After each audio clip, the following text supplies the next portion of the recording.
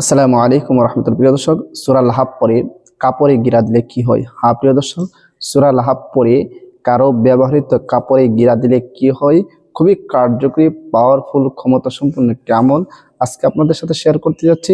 ভিডিওটি শেষ পর্যন্ত দেখুন, দেখলে বুঝতে পারবেন কত দামি এবং কত উপকারী এবং কত কার্যকরী। প্রিয় দর্শক, বিস্তারিতভাবে আমি ভিডিওর মাঝে আলোচনা করব। তবে ভিডিওটি শুরু করার আগে আপনাদের কাছে একটা রিকোয়েস্ট, যারা আমার চ্যানেলের মধ্যে নতুন আছেন অবশ্যই চ্যানেলটি সাবস্ক্রাইব করে পাশে থাকা বেল আইকনটি বাজিয়ে দেবেন। প্রিয় দর্শক, আমলটি কখন করবেন, কিভাবে করবেন, সব আলোচনা এই ভিডিওর মাঝে থাকছে। ধৈর্য সহকারে ভিডিওটি শেষ পর্যন্ত দেখুন। প্রিয় দর্শক, সে আমলটি করার আগে অবশ্যই আপনাকে উজ্জ্বল করে নিতে হবে, পবিত্র হয়ে নিতে হবে এবং যার জন্য আপনি আমলটি করবেন তার একটি ব্যবহৃত কাপড় নিয়ে আসবেন। আর যদি ব্যবহৃত কাপড় না পান তাহলে কি কাপড় ব্যবহার করবেন সেটাও ভিডিওর শেষে বলে দিব। ধৈর্য সহকারে ভিডিওটা শেষ পর্যন্ত দেখুন। প্রিয় দর্শক, মনে করেন আপনি তার ব্যবহৃত কাপড় সংগ্রহ করে নিলেন। এরপরে আপনি জোহরের নামাজের পরে পবিত্র অবস্থায় আপনি এই আমলটি করবেন। জোহরের নামাজের পরে পবিত্র অবস্থায় আপনি আমলটি করবেন। প্রিয় দর্শক, সর্বপ্রথম 3 বার ইস্তিগফার পাঠ করবেন। আস্তাগফিরুল্লাহ রাব্বি মিন কুল্লি যামবি ওয়া আতুবু ইলাইহি লা হাওলা ওয়ালা কুওয়াতা ইল্লা বিল্লাহি আলিয়্যিল আযীম। 3 বার ইস্তিগফার পাঠ করবেন। এরপরে 3 বার যে কোনো দরুদ শরীফ পড়েন, আপনি পড়ে নেবেন। আমি দরুদ ইব্রাহিম পড়তেছি, যে দরুদ শরীফ আমরা নামাজের মধ্যে পড়ে থাকি। আল্লাহুম্মা সাল্লি আলা মুহাম্মাদিন ওয়া আলা আলি মুহাম্মাদ كما صليت على إبراهيم وعلى آل إبراهيم إنك حميد مجيد اللهم بارك على محمد وعلى آل محمد كما باركت على إبراهيم وعلى آل إبراهيم إنك حميد مجيد।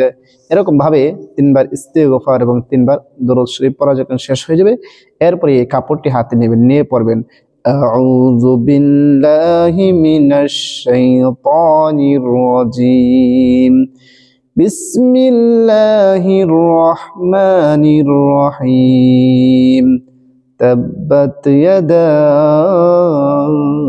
أبي لهب وتب ما أغنى عنه ماله وما كسب سيصلى نارا ذات لهب وامرأته حمالة الحطب في جيدها حبل من مسد।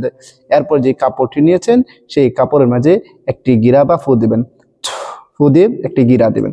আবারও পড়বেন বিসমিল্লাহির রহমানির রহিম تبت يدا أبي لهب وتب ما أغنى عنه ماله وما كسب سيصلى نارا ذات لهب وامرأته حمالة الحطب في جيدها حبل من مسد।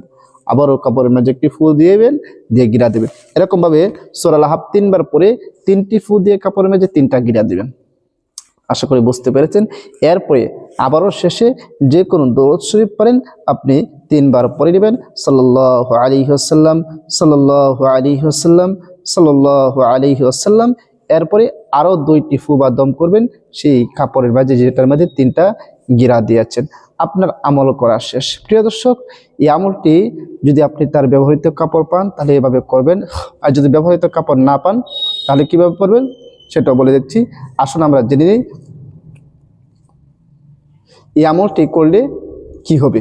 প্রিয় দর্শক, আপনার যদি বেশি শত্রু হয়, শত্রু যারা যদি আপনি কোনো কিছু করতে না পারেন, শত্রু যারা একেবারে অতিষ্ঠ হয়ে গেছেন, যেখানে যান সেখানে আপনার শত্রু জ্বালায়, আপনি শত্রুর কারণে কোনো কিছু করতে পারতেছেন না, এমন কঠিন পরিস্থিতির মধ্যে যদি আপনি পড়ে থাকেন, শত্রুর মোকাবেলা করতে পারতেছেন না, তাহলে এই আমলটি করুন, শত্রু চিরতরে শেষ হয়ে যাবে। হ্যাঁ প্রিয় দর্শক, সেই কাপড়টি আপনি কি করবেন সেটা আপনাকে জানতে হবে। আপনি সেই কাপড়টি একটি কবরস্থানে মাটির নিচে পুঁতে দিয়ে আসবেন আমলটি করার পরে। তাহলে দেখবেন এই শত্রু তিলে তিলে শেষ হয়ে যাচ্ছে, আপনার পিছনে আর কখনো লাগতে আসবে না, আপনার পিছনে কখনো আসবে না, আপনার শত্রু তুমি করতে আসবে না, আল্লাহ তাআলা তাকে শেষ করে দিবে একেবারে। হ্যাঁ প্রিয় দর্শক, যতটুক সম্ভব আপনি এই আমলটি করতে যাবেন না। যদি অপারগ হয়ে যান তাহলে অবশেষে এই আমলটি করবেন। হ্যাঁ প্রিয় দর্শক, এখন আসেন, যদি তার ব্যবহৃত কাপড় না পান তাহলে বাজার থেকে একটি নতুন গামছা আনবেন। কি করবেন? নতুন গামছা এনে যেভাবে আমলের কথা বলেছি ঠিক সেভাবে আমলটি করবেন, করে সেই গামছাটা আপনি কবরের মাঝে পুঁতে দিয়ে আসবেন, কবর মাটির নিচে দিয়ে আসবেন কোনো কবরস্থানের। ইনশাআল্লাহ আপনি দেখবেন অতি দ্রুতই আপনি ফলাফল পেয়ে যাবেন। আপনার শত্রু আর আপনার পিছনে কোনো আসবে না। দেখবেন আপনি শান্তিতে আছেন, আপনার পরিবার পরিজন আত্মীয় স্বজন সবাই শান্তিতে থাকবে। যে শত্রুর কারণে আপনি কোনো কিছু করতে পারতেছিলেন না, এখন দেখবেন সে আর নাই। হ্যাঁ প্রিয় দর্শক, এখন দেখবেন সে আর নাই। এই কার্যকরী আমলটি সবাই শিখে রাখুন, আর ভিডিওটা বেশি করে শেয়ার করে দেবেন। আরেকটি বিষয়, এই ভিডিওটি আমল করার জন্য আমার কাছে অনুমতি নিতে হবে না, আপনাদের অনুমতি দিয়ে দিয়েছি। তবে একটি শর্ত আছে, সেই শর্তটি হচ্ছে আমার ভিডিওর মাঝে একটি লাইক, একটি কমেন্ট আর ভিডিওটা শেয়ার করে দেবেন, আপনার অনুমতি হয়ে যাবে। প্রিয় দর্শক, আশা করি সবাই বুঝতে পেরেছেন। ভিডিওটা বেশি করে শেয়ার করে দেবেন, আর সবাইকে অসংখ্য ধন্যবাদ। আসসালামু আলাইকুম ওয়া রাহমাতুল্লাহ।